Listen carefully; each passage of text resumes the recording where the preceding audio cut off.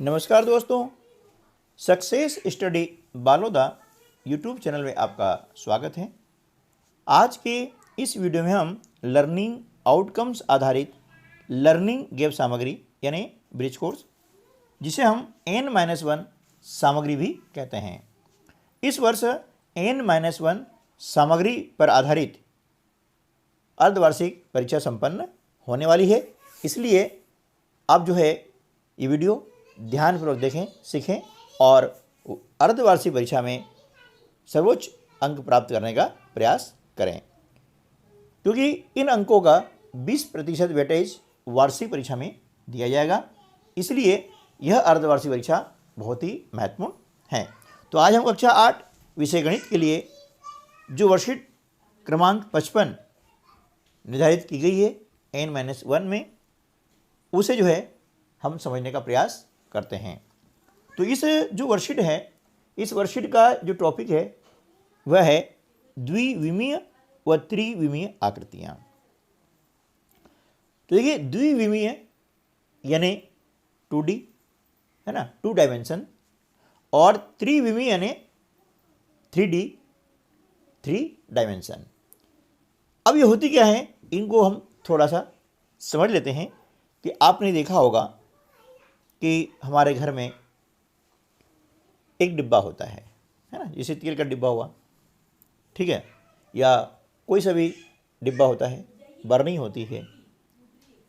उसमें हम देख रहे हैं कि उसे हम जब देखते हैं, है ना, तो उसको लंबाई, चौड़ाई और गहराई या ऊंचाई जो बोले, है ना, उस रूप में उनको देखते हैं। एक दूसरा होता है आपका, जैसे स्केल है आपकी, है ना, पेंसिल है ना, चलो स्केल है। अब स्केल में क्या देख रहे हैं कि जब देखते हैं स्केल को तो लंबाई और चौड़ाई दिखती है, यानी 2 चीज़ हमको दिखाई दे रही है। यह दरवाज़ा है, इसमें लंबाई और चौड़ाई, ठीक है ना। लेकिन हम बात करें कमरे की, तो कमरे में लंबाई, चौड़ाई, ऊंचाई तीनों हमको दिखाई देती है, ठीक है ना। तो जिसमें यानी ऐसी आकृति जिसमें केवल लंबाई और चौड़ाई होती है, उसे हम कहते हैं द्विविमीय आकृतियाँ, है ना, यानी 2D फिगर, ठीक है ना, 2D। और जिसमें लंबाई, चौड़ाई, ऊंचाई या गहराई होती है, उसे हम कहते हैं 3D यानी त्रिविमीय आकृतियाँ। स्केल क्या हो गया, 2D हो गया, यानी द्विविमीय आकृति हो गई है। दरवाजा आपका हो गया, द्विविमीय आकृति हो गई है। लेकिन कमरा क्या हो गया, त्रिविमीय हो गया, है ना। घन यानी पासा, जो आप लूडो खेलते हैं या सांप सीढ़ी खेलते हैं, उसमें यूज करते हैं ना पासा, वो क्या हो गया, 3D यानी त्रिविमीय आकृति हो गई है, ठीक है। आपकी जो किताब है ना, वह भी त्रिविमीय है, क्योंकि इसमें लंबाई, चौड़ाई और उसकी ऊंचाई भी है ना, ठीक है ना। तो इस प्रकार से ये द्विविमीय और त्रिविमीय आकृतियाँ होती है, ठीक है। अब हम बात करते हैं, जैसे वृत्त की बात करें, अपन त्रिभुज की बात करें, तो ये होगी आपकी द्विविमीय आकृतियाँ होंगी, ठीक है ना। अब त्रिविमीय यानी जिसमें लंबाई, चौड़ाई और ऊंचाई होती है, जैसे पुस्तकें, गेंद, फुटबॉल, वॉलीबॉल, है ना, या आपका कोई बर्नी हुआ, डिब्बा हुआ, तेल का डिब्बा हुआ, ठीक है। ये होगी आपकी त्रिविमीय आकृतियाँ। क्लियर हो गया ना। चलिए, अब इसको आप पहचान सकते हैं, जैसे बेलन है ना। अब बेलन क्या हो गई, त्रिविमीय आकृति हो गई है, ठीक है ना। घन आपको बताया मैंने अभी, जो पासा होता है आपका, है ना, जो लूडो खेलने काम आता है, या सांप सीढ़ी का आप खेल खेलते हैं, तो उसमें भी पासे का उपयोग करते हो, है ना, डाइस का उपयोग करते हैं। तो जो टाइस है वो घन के आकार का होता है, यानी वो भी हो गया त्रिविमीय हो गया, ठीक है ना। अब आयत कैसी हो गई, है ना, द्विविमीय, है ना। जैसे दरवाजा है, दरवाजे की जो मतलब पल्ला होता है ना सामने का, तो वो कैसा होता है, सामने का, वो लंबाई और उसमें चौड़ाई होती है, ठीक है, सामने से देखने की बात है। तो वो हो गया आपका द्विविमीय। वर्ग ये हो जाएगा आपका द्विविमीय। चतुर्भुज ये हो जाएगा द्विविमीय यानी 2D। अब शंकु है ना। शंकु है जिसमें आप आइसक्रीम खाते हैं, तो देख रहे हैं वह कैसा है, वह त्रिविमीय है। गोला, गोला ने गेंद, ठीक है ना, जैसे गेंद देखा हमने, लड्डू, फुटबॉल, वॉलीबॉल, ये सभी त्रिविमीय आकृतियाँ हो गई। पंचभुज, ये हो गया द्विविमीय आकृति, ठीक है ना। तो ध्यान रहे कि सामने से देखने पर हम जैसे दो विमाएँ हमको दिखाई देती है या दो विमाएँ होती हैं, तो उसे हम कहते हैं द्विविमीय, जिसमें दो विमाएँ होती है ना। विमाएँ यानी लंबाई, चौड़ाई, ऊंचाई, इनको हम कहते हैं विमाएँ, है ना, ठीक है, डायमेंशन। अब इसके बाद में आगे चलते हैं तो बात करेंगे हम फलक, किनारे और शीर्ष की। फलक क्या होते हैं, किनारे क्या होते हैं और शीर्ष किसे कहते हैं। तो देखिए आप यहाँ देख रहे हैं एक घन का चित्र आपको दिया गया है। इस घन के चित्र में हम देखते हैं कि जब दो भुजाएं किसी एक बिंदु पर मिलती है, ये है ना, इस प्रकार से, इसलिए देख रहे हैं आप, ये भुजा और ये भुजा, दो भुजाएं जब किसी एक बिंदु पर मिलती है तो उसे हम कहते हैं शीर्ष। क्या बोलेंगे, शीर्ष, है ना। और ये जो भुजाएं ये है ना, ये इसको बोलते हैं किनारा। क्या बोलेंगे, किनारा। और इन भुजाओं के बीच जो घिरा हुआ क्षेत्र है इसे बोलते हैं फलक। क्या बोलेंगे, फलक यानी फेस, ठीक है ना। किनारा यानी एज, एज यानी किनारा होता है, और वर्टेक्स यानी शीर्ष होता है, ठीक है।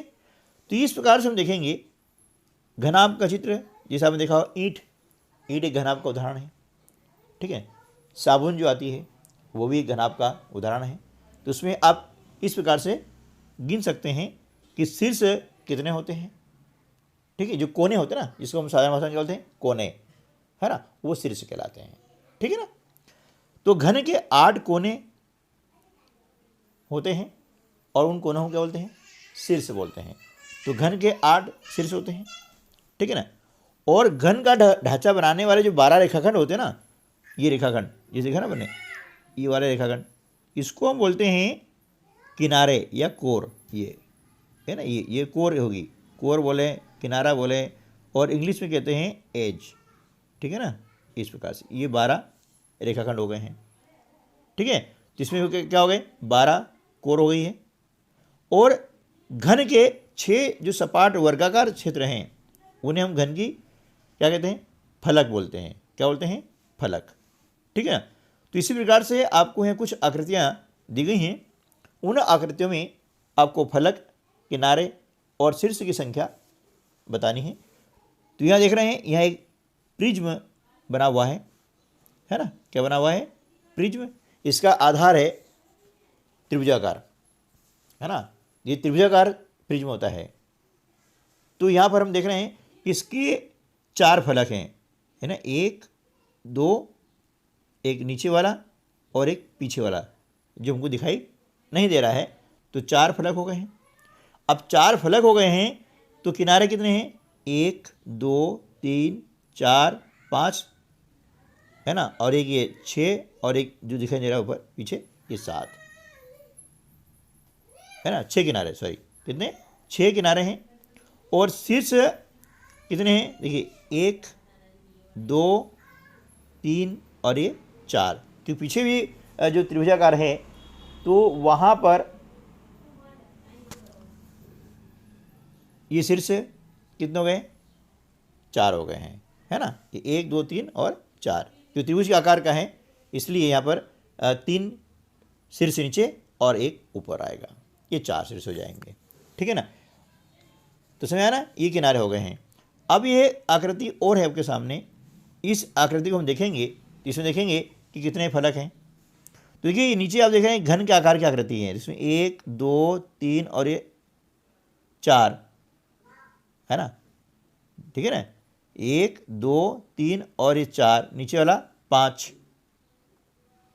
ठीक है ना, ये 6 7 8, यानी इसमें जो फलक हैं दिखाई दे रहे हैं, क्योंकि एक फलक जो ऊपर वाला है वो उसके अंदर ही मिक्स है। तो इसके अंदर कितने फलक हो गए हैं? 8 फलक हो गए हैं, है ना। 1 2 3 4 5 और 6 7 और ये 8,